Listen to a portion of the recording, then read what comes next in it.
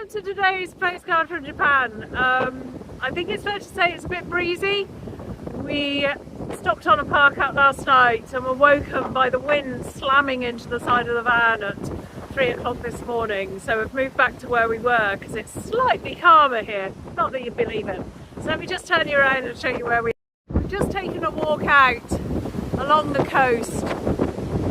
So many white horses this morning. But that's where we were cycling yesterday, just across on that headland. I don't think we'd be doing it today, a bit windy. But we've just come out to this little sea cave and this beautiful view of the Torii Gate through the hole in the rock.